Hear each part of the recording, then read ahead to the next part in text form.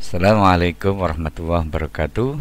Untuk sahabat-sahabat ASN, berikut adalah tutorial bagaimana kita memasukkan SKP 2023 ke e-kinerja untuk dikonversi menjadi angka kredit ya. Langsung saja kita masuk ke aplikasi e-kinerja. Nah, Bapak Ibu, ini adalah akun e-kinerja. Kita melanjutkan video tutorial sebelumnya. Kita akan melengkapi di e-kinerja kita dengan memasukkan angka kredit pada tahun 2023 ya. Kita klik angka kredit. Kemudian Bapak Ibu, ini untuk yang tahun 2022. Hasil dari angka integrasi ini sudah kita sampaikan pada tutorial sebelumnya. Sekarang adalah kita akan melakukan pengentrian dari SKP, hasil SKP 2023 kita ke e-kinerja kita ya. Caranya adalah sederhana sekali Bapak Ibu, tinggal klik tambah ya. Kita klik tambah.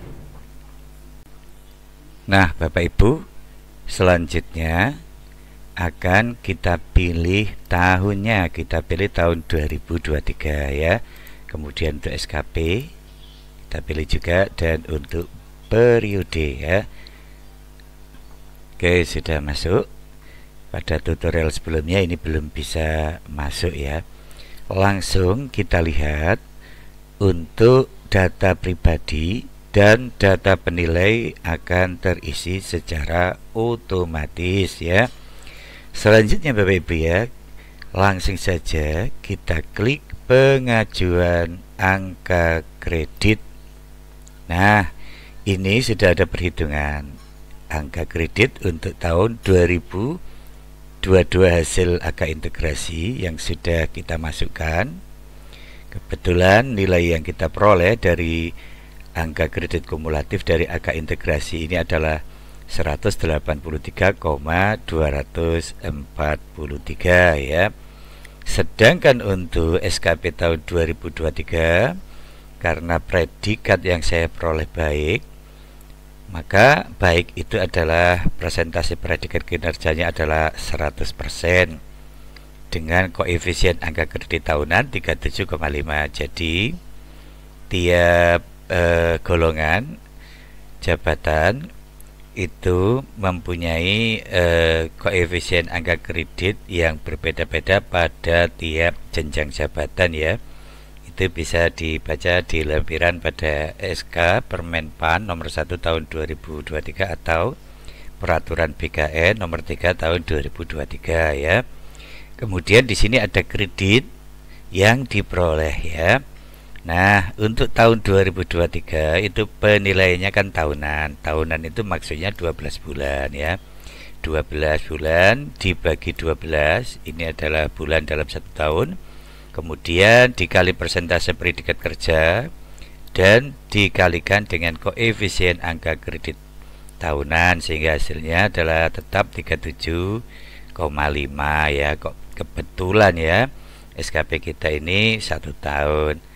Andai kata Bapak Ibu misalkan untuk KT ternyata perlu angka kredit yang tinggal sedikit ya, misalkan untuk misalkan hanya butuh 9 angka kredit ya, mungkin tidak perlu 12 seperti ini, mungkin 3 bulan saja ini sudah bisa dimasukkan. Jadi nanti perhitungannya bisa jadi 3 bulan dikali 12 dikali persentase dikali koefisien angka kredit, dan nanti dihasilkan dari angka yang diperoleh dalam waktu 3 bulan itu ya.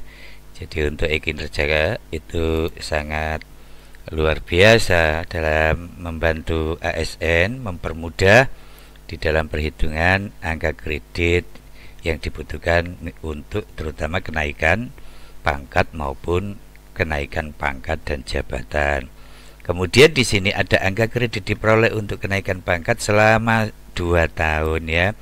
Untuk tahun 2022 Bapak Ibu ya, ini kan kita peroleh 183,243 ya.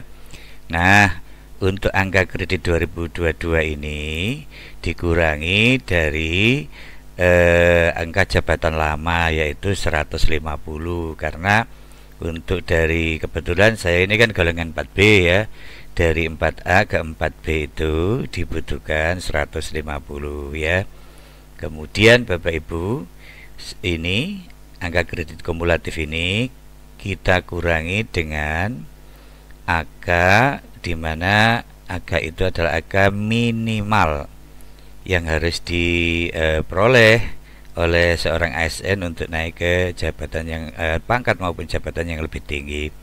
Jadi ini dikurangi 150 dari pak lama ya, sehingga dihasilkan dari 2023 adalah sebesar 33,243 ditambah dengan perolehan tahun 2023 yaitu 37,5. Hasilnya adalah ini Bapak Ibu ya, 70,743. Nah, ini ada kadang-kadang sedikit kesalahpahaman di dalam menafsiri angka kredit tahun 2022 ini ya. Ini misalkan dibaca secara utuh 183,243, sedangkan kebutuhan untuk naik dari 4B ke 4C kan 150. Dikiranya ini adalah 183 ini adalah nilai yang secara utuh yang akan digunakan untuk kenaikan pangkat dari 4B ke 4C misalkan, begitulah. Itu anggapan yang keliru ya, karena untuk angka kredit yang diperoleh ini dikurangi dengan angka jabatan yang lama yaitu 150 ya. Kemudian untuk kebutuhan angka kredit kenaikan pangkat, kebetulan saya 4B akan maju ke 4C, itu butuh angka kredit 150. Sedangkan perolehan angka kredit perolehan untuk kenaikan jabatan dari tahun 2022 sampai tahun 2023 adalah sebesar 220,743. Ini adalah akumulasi. Jadi angka kenaikan jenjang jabatan itu diakumulasikan secara langsung, berarti 183,243 ditambah 37,5, hasilnya adalah 220,743. Nah, nanti Bapak Ibu, ini kebetulan untuk golongan A4 naik ke golongan 4B sudah saya lakukan, sehingga saya sebenarnya sudah punya poin 150. Kemudian nanti kalau saya akan naik ke 4C, maka saya butuh 150. Dan nanti kalau dari 4C ke 4D, saya juga butuh 150 ya. 4A, 4B, 4C itu jenjang jabatannya namanya ahli madya. Kalau sudah 4C ke 4D, itu namanya sudah tidak kenaikan pangkat lagi, tapi kenaikan pangkat dan kenaikan jabatan ya. Sehingga untuk kenaikan jabatan nanti dari 4C ke 4D, selain dibutuhkan 150 juga dibutuhkan 450 ya.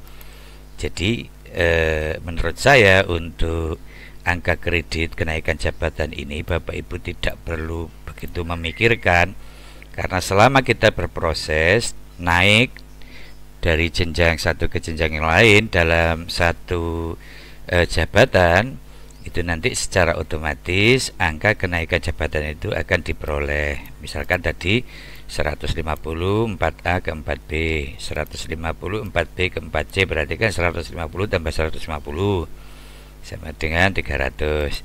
Nanti kalau saya mau ke 4D, dari 4C ke 4D, nanti saya juga akan menghasilkan atau harus mendapatkan 150. 150 kali 3 otomatis di sini adalah 450.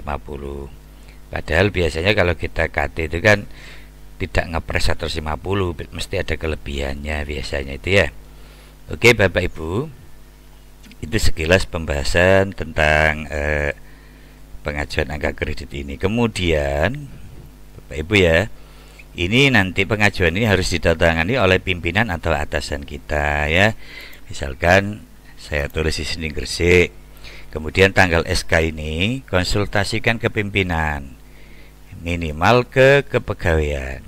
Kira-kira nanti penandatanganan pengajuan PAK ini kira-kira dilakukan tanggal berapa. Misalkan saya konsultasi ke UP atau kepegawaian saya, perkiraannya adalah sekitar misalkan tanggal 27 Februari 2023 ya.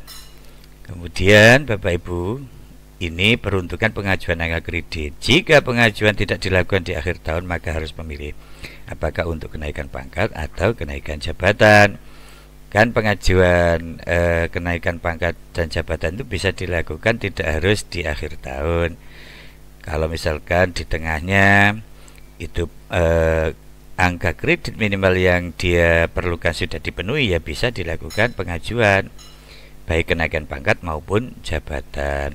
Kenaikan pangkat itu maksudnya masih dalam satu jenjang jabatan, misalkan 3A, 3 ke 3B itu namanya naik pangkat, sama-sama ahli pertama. Kalau 3B ke 3C itu naik pangkat juga naik jenjang jabatan. 3B ke 3C itu dari ahli pertama ke ahli muda namanya. Kemudian 3C ke 3D itu namanya naik pangkat. Kemudian 3D naik ke 4A itu namanya naik pangkat juga naik jabatan ya. Karena 3D itu adalah ahli muda, sedangkan 4A itu adalah ahli madya ya. Kebetulan ini tidak saya checklist karena saya tidak mengajukan kenaikan pangkat dikarenakan angka kredit saya, baik angka kredit untuk kenaikan pangkat dan angka kredit untuk kenaikan jabatan, itu belum mencukupi angka minimal yang harus saya penuhi untuk naik setingkat lebih tinggi. Oke Bapak Ibu ya. Kemudian kita klik OK. Nah, sudah kita lakukan. Nah, ini sudah masuk Bapak Ibu ya, tapi statusnya masih draft ya. Kemudian apa yang harus kita lakukan? Yang harus kita lakukan adalah klik aksi, kemudian buat review PAK. Buat review PAK. Nah, sudah selesai pembuatan review PAK.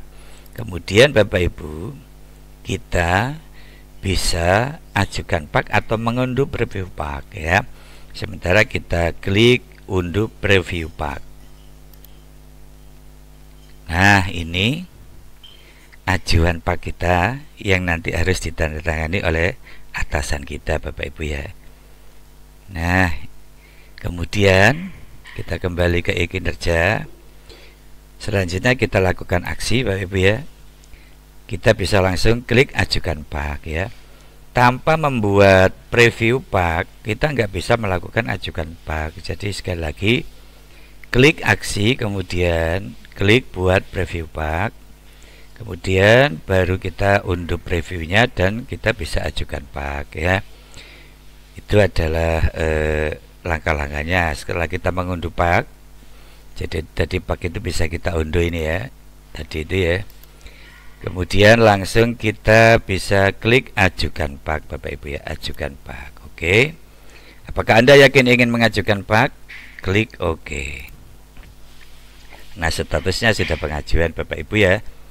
Kalau statusnya pengajuan, kita tinggal menunggu approve atau persetujuan dari pimpinan atau atasan kita ya. Jadi ini adalah proses untuk pengajuan angka kredit yang kita peroleh dari SKP. Kesimpulannya adalah Bapak Ibu ya, untuk kenaikan pangkat dalam sistem yang sekarang itu sangat dipermudah sekali seperti ini. Kita tidak perlu membuat dupa yang ribet itu ya. Jadi langsung tiap tahun kita bisa memasukkan SKP kita, nilainya kita input, nanti angka kreditnya keluar secara otomatis ya. Jadi yang menjadi penentu utamanya itu adalah nilai SKP. Nanti juga di dalam peraturan Permenpan RB nomor 1 2023 juga nanti untuk ijazah juga dipertimbangkan kalau mau KT ya. Misalkan memperoleh ijazah master yang sudah ada izin belajar atau tugas belajar dan sudah diverifikasi pengakuan dari BKN, itu nanti dapat angka kredit sebesar 25% dari angka pangkat yang dibutuhkan untuk setingkat lebih tinggi ya. Saya kira itu penjelasan kita tentang penginputan nilai SKP di kinerja kita. Mudah-mudahan ada guna dan manfaatnya. Assalamualaikum warahmatullahi wabarakatuh.